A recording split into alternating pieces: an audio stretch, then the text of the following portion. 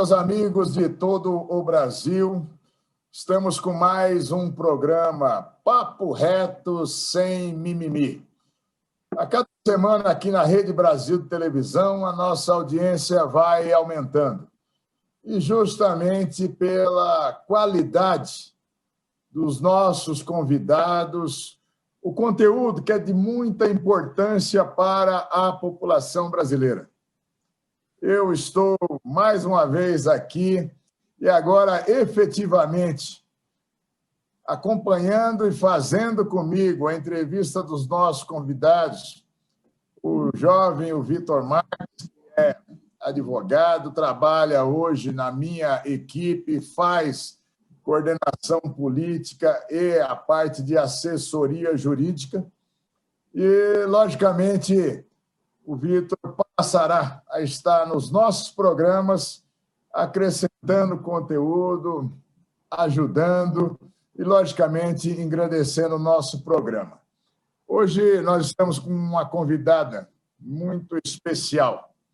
Especial pela consideração, pela amizade, e ela que é uma guerreira. Eu tenho acompanhado, nesses últimos 2 anos, a luta que ela faz não em prol da empresa, em prol do empresário, ela faz em prol do Brasil, ela faz em prol do trabalho, ela faz em prol do emprego.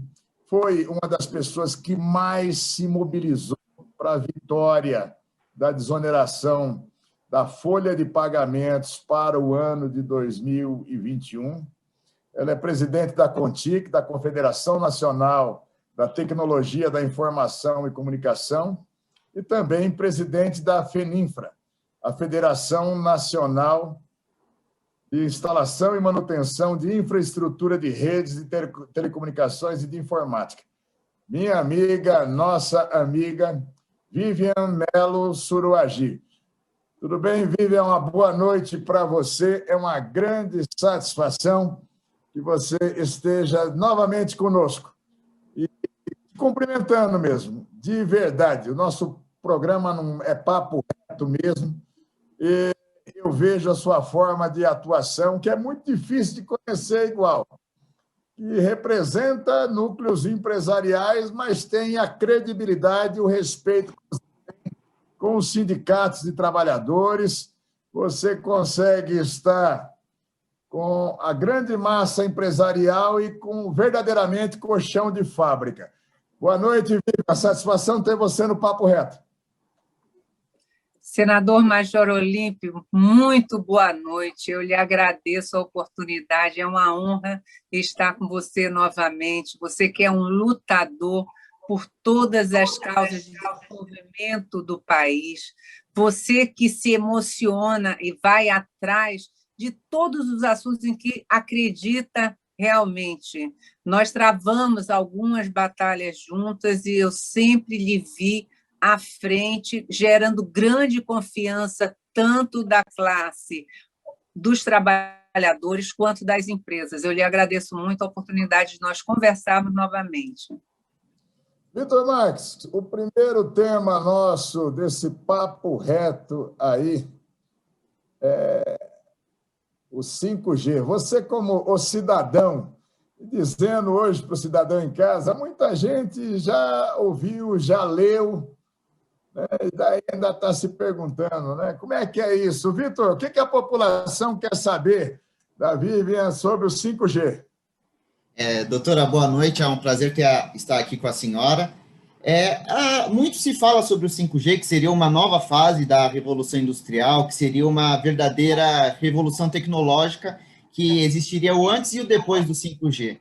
Para a população entender o que aconteceria se, por exemplo, não fosse implementado o 5G no Brasil e no resto do mundo, nós ficaríamos muito para trás. O que realmente significa o 5G para o Brasil? Doutor Vitor, é muito bom poder falar com você, né? Você que entende juridicamente, tecnicamente, de diversas posições que nós temos defendido também. Veja, o 5G é um sistema, é uma tecnologia que funciona através de ondas de rádio, porém com altíssima velocidade e baixa latência. Ou seja, eu estou falando de nós passarmos de 50 milissegundos para 1 milissegundo, você atingir um ponto a outro com a tua informação. E a velocidade é 50 vezes, em média, maior do que o nosso 4G. Nós temos diversas vantagens com relação ao 5G. Nós poderemos ter a realidade aumentada, realidade virtual, inteligência artificial, robótica, internet das coisas. Esses nomes eles são um pouco complexos, mas eles abrem um mundo de possibilidades e de negócios para o Brasil e para o mundo, não é? Nós estaremos entrando na prática, na quarta revolução industrial. Nós vamos ser muito mais competitivos, nós vamos poder ter a globalização, nós precisamos ser, como os países desenvolvidos, líderes em robótica, em manufatura de alta precisão, em IoT, Big Data, em computação nas nuvens. Nós necessitamos atingir os países que já entraram no 5G, como a Arábia Saudita, a Coreia, Canadá, China, Estados Unidos, a Holanda, a Alemanha, são diversos países, Reino Unido, até Trinidad e Tobago. Para você ver, a China já está com 700 mil antenas em 5G e aproximadamente 180 milhões de usuários. Isso é um pulo de negócios muito forte. A McKinsey ela estimou que até 2025, em torno de 11 trilhões de dólares serão gerados em novos negócios. 11 trilhões de dólares no mundo. Nós vamos ter 2 bilhões de usuários de internet entrando até 2030 nesse mundo online. E no Brasil, há uma estimativa de geração de negócios até 2030 também de em torno de 1,2 trilhões de dólares. Então, você veja, a grande criação de mão de obra, nós estamos prevendo a necessidade rápida de até 1,5 milhão de novos postos de trabalho, e nós, dentro da FENINFRA, já estamos qualificando em torno de 600 mil, 620 mil trabalhadores para enfrentar o 5G. Num cenário Quantos trabalhadores novos, ô Vivian? Senador, nós estamos prevendo 1,5 milhão de novos empregos para o 5G devido a esses novos negócios, 1,5 milhão nessa situação de desemprego, de 14% de desemprego que nós estamos enfrentando no país. Não é? E estamos já treinando aproximadamente 600 mil, 620 mil trabalhadores para fazer frente ao ataque direto ao 5G. Não é?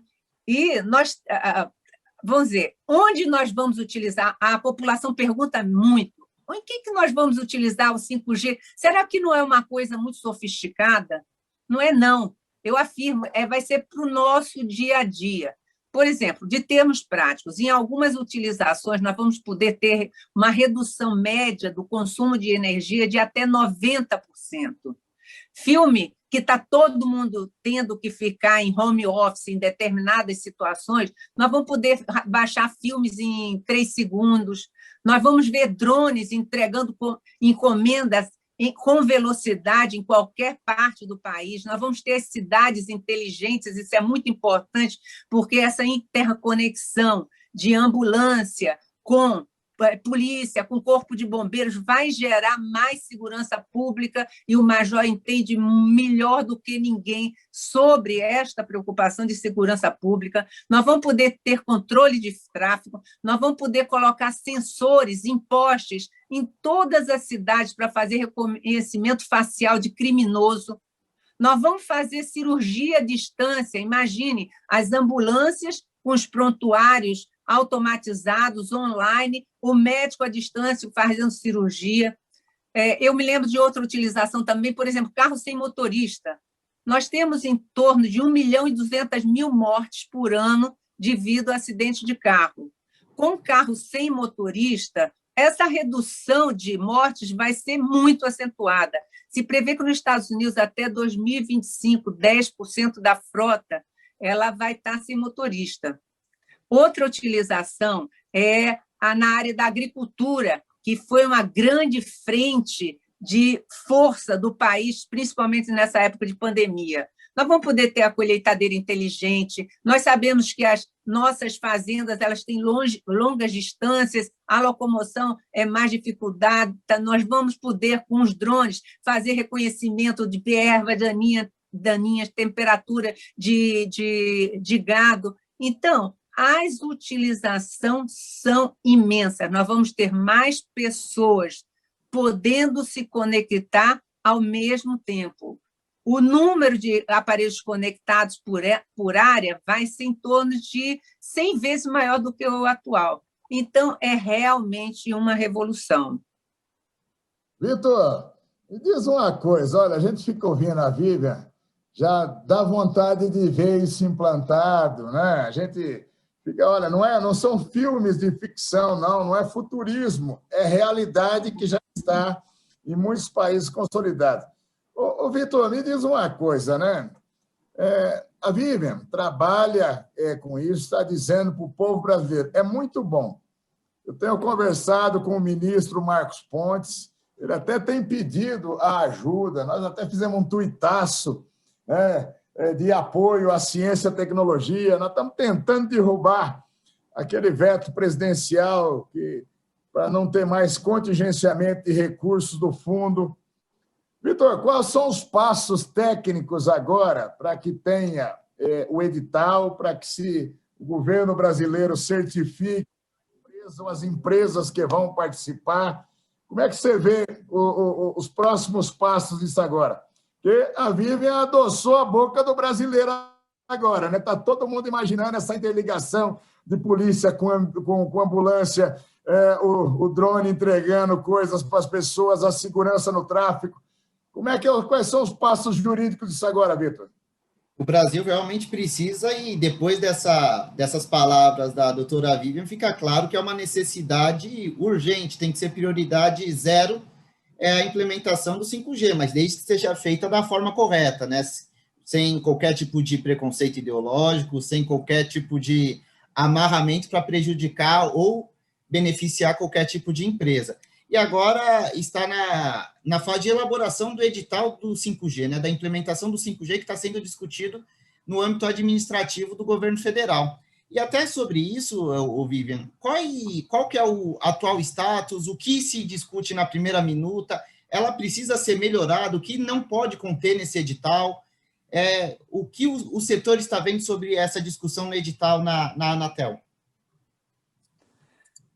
Veja, nós estamos muito satisfeitos que realmente a questão do 5G vai se tornar uma realidade e precisa se tornar uma realidade em breve.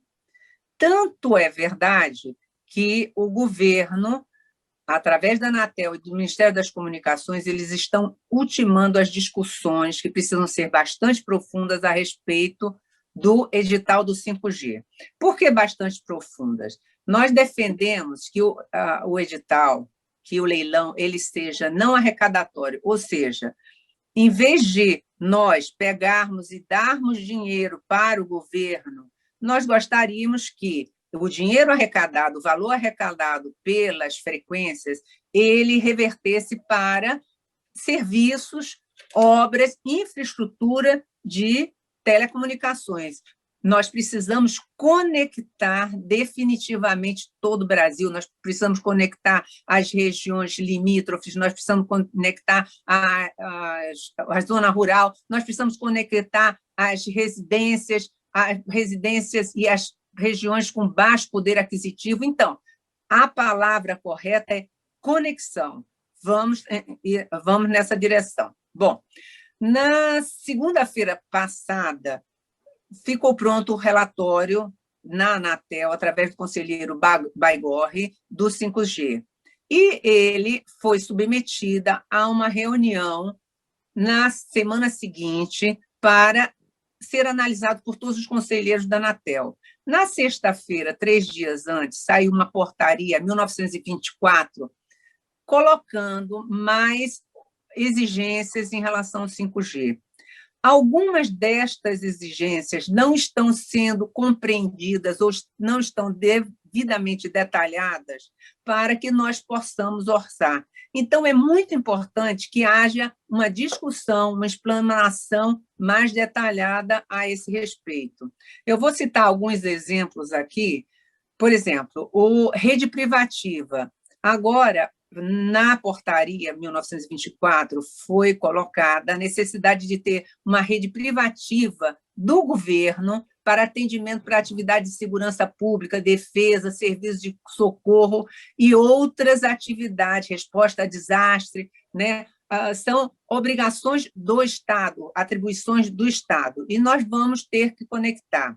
Existem diversas dúvidas, por exemplo, já tem construídas no Brasil outras redes e nós achamos que talvez haja uma certa redundância. E nós não negamos que é importante o governo ter uma rede privativa própria, mas será necessário, com as redes que nós temos, construir uma nova rede? Porque se nós estamos preocupados com segurança cibernética e proteção de dados, a criptografia de ponta a ponta ou utilização de software é muito mais eficiente do que você construir toda uma rede nova que, segundo estimativas, ela vai em torno de 3 bilhões de reais a mais.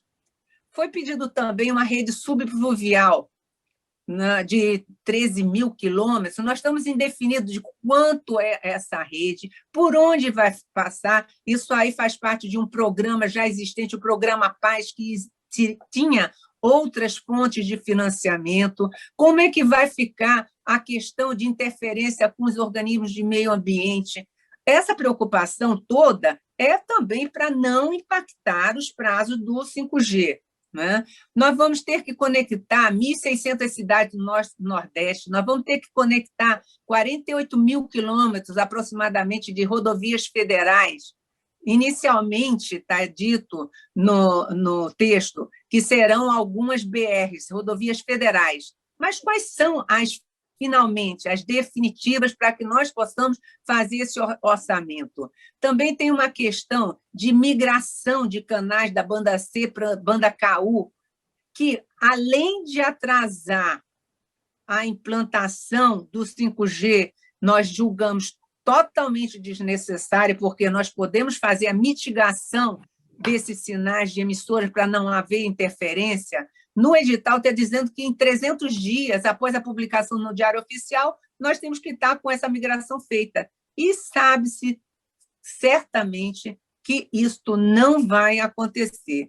Por último, eu falo sobre a questão da obrigação da rede standalone, como se chama, o Release 16, que é uma tecnologia que não foi ainda totalmente desenvolvida em nenhum país, está em caráter experimental, que aumenta um custo em mais de 3 vezes, retarda violentamente o prazo da implantação da rede. Inclusive, houve alguns comentários dizendo assim: o governo quer que seja entregue para a população uma Ferrari, e não um Fusquinha. E nós queremos também que seja entregue a uma Ferrari, mas não adianta agora nós entregarmos uma Ferrari para uma criança de 5 anos, que ela mal consegue andar de bicicleta. Então, nós temos que ver a segurança desta rede, como ela se comporta, o custo, o desenvolvimento tecnológico dela e a necessidade da população. É isso que a população quer, é isso que a população precisa, é isso que nós vamos ter para dar mais eficiência e conectividade? Então, para resumir, desculpa eu me alongar, o que nós estamos precisando? Discutir mais este edital, e o governo está muito aberto, o ministro Fábio Faria, ele está aberto a esta discussão, inclusive o senador Major Olímpio, seria importante, se pudesse, entrar em contato com o ministro Fábio Faria. Ele está acertadamente no exterior, fazendo visitas a países que têm o desenvolvimento da tecnologia 5G, como a China, Japão, Coreia do Sul, a Finlândia e a Suécia, e trazer as novidades e um convencimento maior na cabeça para que nós possamos finalizar um leilão que seja não arrecadatório, que seja rápido, que nós consigamos implementar o 5G velozmente a valores corretos e necessários. Sabe tudo, né, gente? Nós vamos para um rápido intervalo, e é rapidinho mesmo, que nós temos muita coisa para aprender com a Vivian Surojai nesse programa que está sendo maravilhoso. Um abraço e já voltamos no minuto.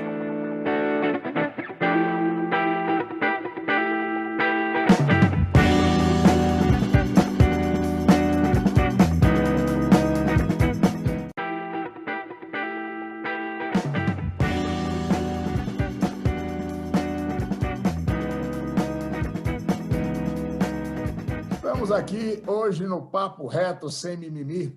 Estou aqui com o Vitor Marques, recebendo a Vivian Surojai. Nesse primeiro bloco, ela contextualizou a necessidade, a urgência de termos a tecnologia 5G no Brasil. Ela mesma que foi quem fez a propositura que nós acabamos apresentando para ter uma comissão de acompanhamento do Senado da República. O presidente Rodrigo Pacheco já está fazendo a designação dos senadores e nós estaremos, junto com a Vivian, junto com outras pessoas, estudiosos das academias, a parte empresarial, todo mundo que está aí. Olha, Vivian, o Fábio Faria é um amigo e, logicamente, nós vamos estar junto com ele na coordenação disso, com o Marcos Pontes, pela eventual liberação de necessidade de fundos. Mas eu não posso perder a oportunidade, né, Vitor? Nós conversávamos sobre uma situação que nós estamos vivenciando no nosso país nesse momento.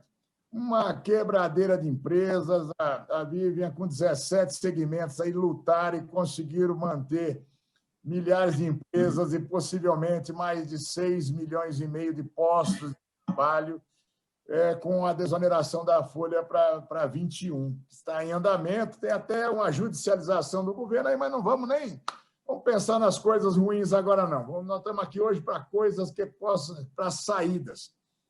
E a situação está tão difícil que existe aí uma grande necessidade, que é a necessidade do parcelamento de débitos trabalhistas consolidados, para que as empresas consigam pagar os seus débitos trabalhistas. Aqui não vamos entrar agora numa questão da existência ou até de uma justiça especializada, cara, como é a Justiça do Trabalho. Então, Vivian, Vitor,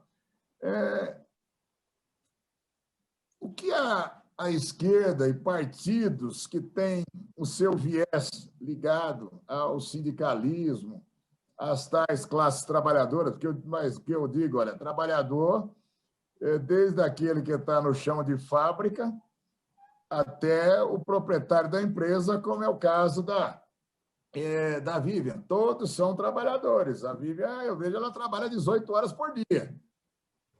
Então, quando se fala que seria uma penalização, qual é a visão que você tem disso, Vivian? Eu tenho defendido isso, tenho tomado algumas bordoadas com relação a isso, mas eu estou vendo que nós não temos uma outra alternativa. Ou faz isso, ou o trabalhador que tenha até uma pretensão resolvida pela justiça, ele simplesmente não vai receber, porque se quebrar a empresa, não tiver nenhum ativo da empresa, não há o que receber. Como é que você está vendo esse momento? Senador, foi importante essa sua introdução, principalmente no nosso setor de tecnologia da informação, comunicação e telecomunicações, onde nós englobamos em torno de 137 mil empresas e mais de 2 milhões e 200 mil trabalhadores que trabalham nessas empresas. Ou seja, nós somos intensivos em mão de obra, o nosso setor teve uma importância evidenciada nessa época de pandemia, com os filhos em aula online, consultas médicas à distância, nós mantivemos nosso pessoal trabalhando sem parar nas ruas, nas residências, nos escritórios, não é? E estamos sem parar, continuamos trabalhando dioturnamente, é claro, com os trabalhadores devidamente protegidos e protegendo a população. E estamos, como eu lhe falei no trecho anterior, preocupados em formar, em qualificar, em treinar nossa mão de obra para uma nova etapa. Porém, nós temos que nos lembrar que, e nós nos lembramos certamente todos os dias, que o país ainda está vivendo os efeitos da pandemia. Nós ainda estamos com taxas altas de contaminação, né? E as empresas estão com os prejuízos imensos e sem recursos para sequer fazer investimentos, procurando sobreviver para conseguir tocar a empresa. Num mundo de desemprego alto, e o Brasil não fica atrás, um aumento de falências de dezembro para janeiro em torno de 5,7% e um aumento de recuperação judicial no mesmo período de dezembro para janeiro, agora de 30%. Né? Então, nós temos que encontrar caminhos. É urgente a necessidade da recuperação da economia, é clara a falta desesperada de dinheiro e nós precisamos ter algumas soluções. Nós vemos, ao mesmo tempo, que o governo federal investiu bastante dinheiro, ele está sobrecarregado financeiramente, existem diversas discussões a respeito de estourar o teto de gasto. Qual é a solução disso aí?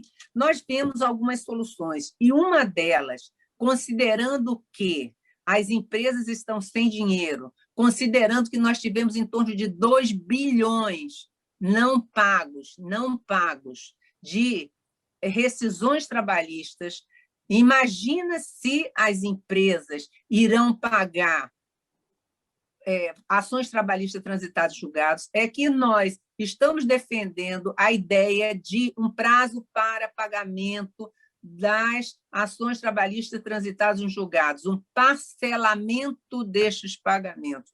Nós vemos no Brasil que nós temos 98% das ações trabalhistas do mundo e somente 3% da população, representamos a população mundial. Ou seja, o Brasil tem um mínimo de população no contexto mundial e um máximo de ações trabalhistas. Isso aí foi falado pelo ministro Roberto Barroso. E existe um incentivo muito forte à questão das ações trabalhistas. Então, nós tivemos 30 bilhões de reais pagos em 2018 de ações trabalhistas pelas empresas, 30 bilhões pagos em 2019, 45 bilhões de reais com impostos pagos em 2020. As ações trabalhistas devido à Covid também explodiram e as demissões, infelizmente, aconteceram por causa desses prejuízos que as empresas estão enfrentando. Eu gosto muito de números. Nós temos 1 trilhão de pedidos de ações trabalhistas desde 2014, 1 trilhão. Quem é que vai para frente numa situação desse tipo? Então, o que nós estamos advogando efetivamente é que as ações trabalhistas transitadas em julgado até 18 meses após o término da pandemia, elas possam ser parceladas em 60 vezes, corrigidas pelo INPC ou algum índice que traga justiça a essa correção trabalhista e não aquele índice que nós tínhamos de 1% ao mês, que dá 12% ao ano, que é um incentivo realmente à entrada de ação trabalhista, e que o valor desta parcela mínima do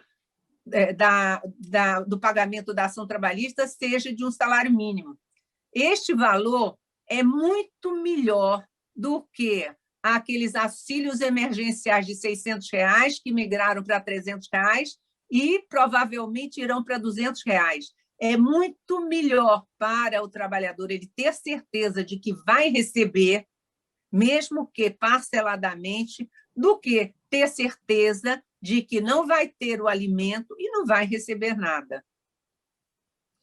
Vitor, você acha que nós temos aí pertinência constitucional, é constitucional a mudança legislativa, que nós temos aí 2 projetos de parlamentares que atendem esse pleito de parcelamento dentro do campo jurídico. Como é que você vê isso?